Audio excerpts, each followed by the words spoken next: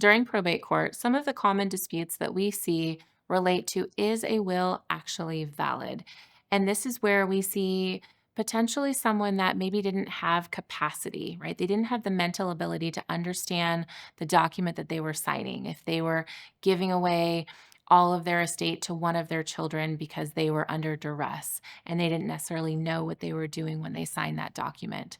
So, this is one of the biggest issues that we see when it comes to people contesting things in probate court. If somebody feels like a will may not be valid, there may be reason to contest it.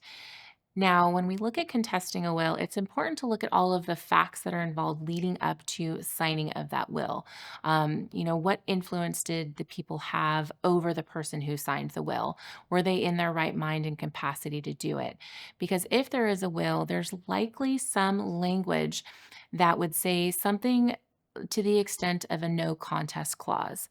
A no contest clause means that if somebody were to contest the terms of the will, then and they were unsuccessful in their contest, then they would receive nothing under the terms of the will.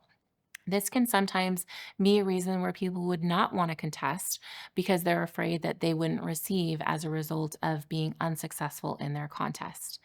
One of the things that we generally will do when we first um, speak with a client that is looking to contest something is really understanding the facts.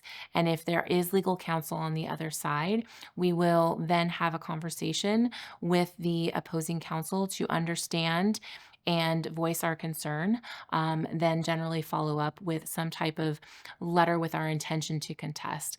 This will then give them the opportunity to respond back with the evidence that we would need to make that decision on whether we wanted to contest the will or not.